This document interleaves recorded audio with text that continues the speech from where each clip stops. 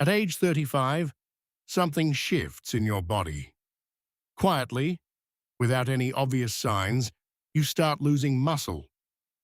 Not a lot at first, maybe a pound or two over a few years. But by 45, you could be down 5 to 10 pounds of muscle. By 55, you could have lost 15 to 20 pounds. And here's what nobody tells you. This isn't just about looking less toned. This muscle loss is silently destroying your metabolism, increasing your disease risk, and setting you up for frailty and dependence in your later years. But here's the good news. If you're 35 or older and you're watching this right now, you can stop it and even reverse it. Today, we're breaking down exactly what happens at 35, why it matters so much, and the specific actions that actually prevent muscle loss. Let's get into it. So why does 35 matter? Why not 40 or 50? Research shows that muscle loss, called sarcopenia, begins around age 30 to 35 for most people. And it's not just a little dip. Starting in your mid-30s, you lose approximately 3 to 5% of your muscle mass per decade if you don't actively work against it. But here's the critical part. In your 30s, this loss is invisible. You don't feel weaker. You don't notice major changes. Your body composition might shift slightly, but it's subtle, so most people ignore it. This is the danger. By the time you notice you're weaker, you've already lost years of muscle mass. And the older you get, the harder it becomes to rebuild what you've lost. Your 30s and early 40s are your window to prevent this cascade, or at minimum, to slow it dramatically. So let's talk about what's actually happening inside your body at 35, and then we'll get into the strategies that work. Let's break down the biological changes that trigger muscle loss, starting around age 35. First, your anabolic hormones start declining. Growth hormone, which peaks in your 20s, begins dropping. Testosterone, yes, this matters for women too, starts its gradual decline. For men, testosterone drops about 1% per year after 30. For women, it's more gradual, but still significant. These hormones are crucial for building and maintaining muscle. When they decline, your body becomes less efficient at muscle protein synthesis. That's the process of building new muscle tissue. So even if you're eating the same amount of protein and exercising the same way you did in your 20s, you're building less muscle from those inputs. Second, something called anabolic resistance develops. This means your muscles become less responsive to the signals that tell them to grow. Where 20 grams of protein might have triggered robust muscle building, in your 20s, by your mid-30s, you need 30 to 40 grams to get the same response.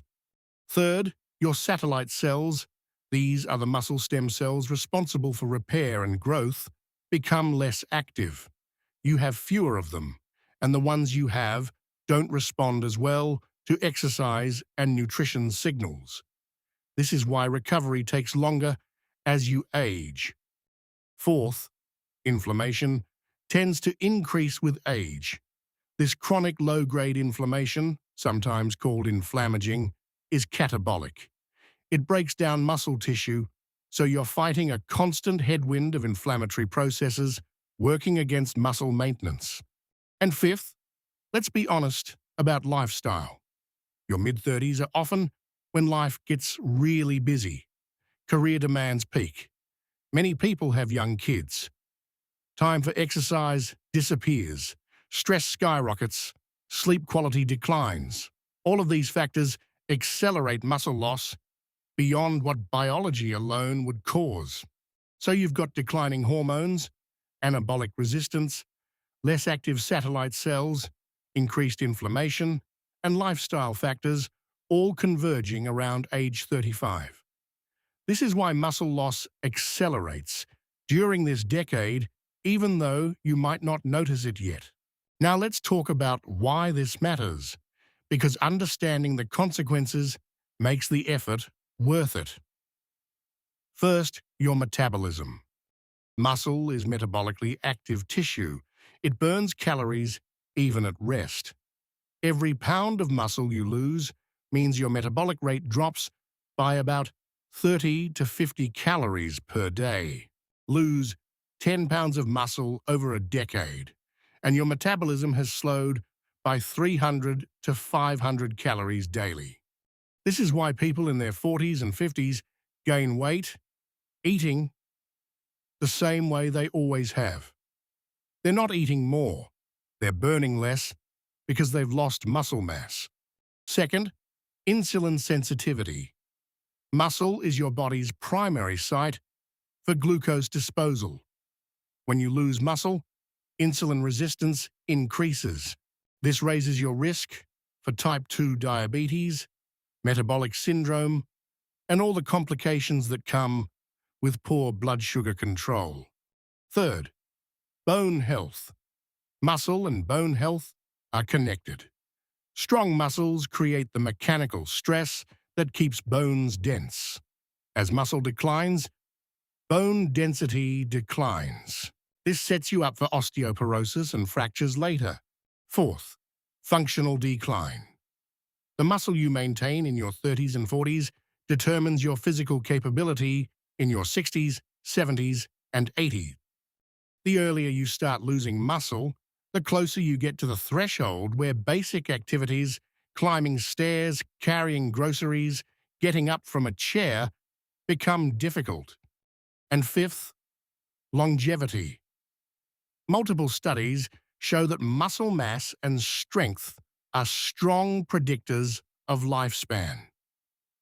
Higher muscle mass in midlife is associated with significantly lower mortality risk. Muscle is literally protective against death. So this isn't vanity.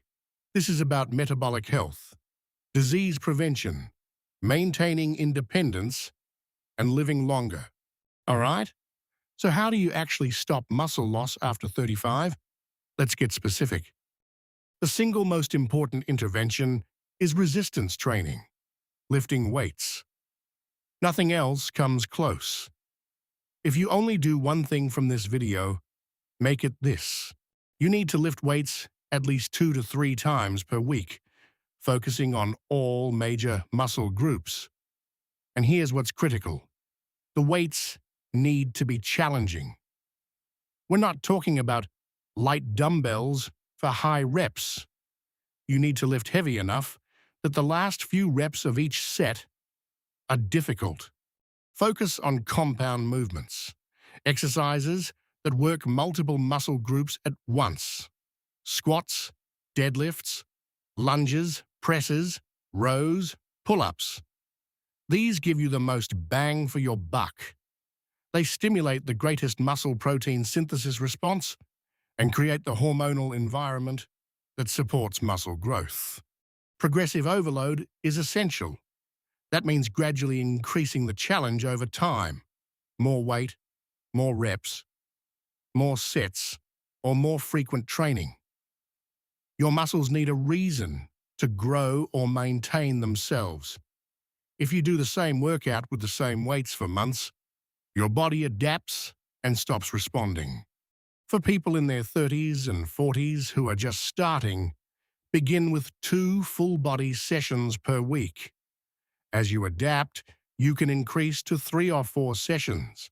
You don't need to live in the gym. 2 to 3 focused sessions of 45 to 60 minutes will make a massive difference. And here's something important. Lifting weights becomes more important as you age, not less. The older you get, the more non-negotiable it becomes. Cardio is fine, walking is great, but it won't prevent muscle loss. Only resistance training does that. The second critical piece is protein intake. After 35, you need more protein than you did in your 20s, and you need to distribute it strategically throughout the day. Aim for at least 0.7 to 1 gram of protein per pound of body weight daily. For a 150-pound person, that's 105 to 150 grams of protein per day. This might sound like a lot, but it's what's needed to overcome anabolic resistance and maintain muscle. Just as important as total amount is distribution. You want 30 to 40 grams of high-quality protein at each meal. This is the threshold needed to maximally stimulate muscle protein synthesis after age 35. If you're eating 15 grams at breakfast, 20 at lunch, and 50 at dinner, you're not optimizing muscle maintenance. Focus on high-quality protein sources: eggs, chicken, fish, beef, Greek yogurt, cottage cheese. Animal proteins are complete proteins with all essential amino acids in the right ratios. If you're plant-based, you need to be more strategic about combining sources and eating higher total amounts. Don't fear protein. The myth that high protein damages kidneys has been debunked in healthy individuals. What actually damages your health is losing muscle mass while aging. And don't neglect overall nutrition. You need adequate calories to maintain muscle. Chronic undereating accelerates muscle loss. You need micronutrients like vitamin D, magnesium, and omega-3s that support muscle function. The third piece is lifestyle factors that support muscle maintenance. Sleep is non-negotiable. Muscle repair and growth happen during deep sleep. If you're only sleeping 5 to 6 hours, you're sabotaging your efforts. Aim for 7 to 9 hours consistently. Manage stress. Chronic stress elevates cortisol, which is catabolic. It breaks down muscle tissue.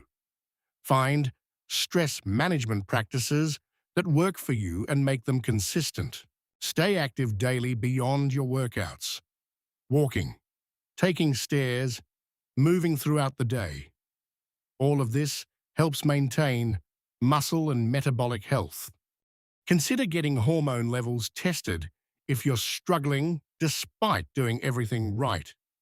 Sometimes thyroid dysfunction, very low testosterone, or vitamin D deficiency is the missing piece. Work with a knowledgeable doctor to address these if needed. And finally, be patient and consistent.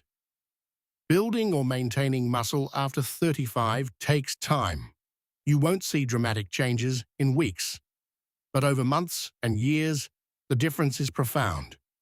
The person who starts at 35 and lifts consistently is in a completely different place at 55 than the person who doesn't.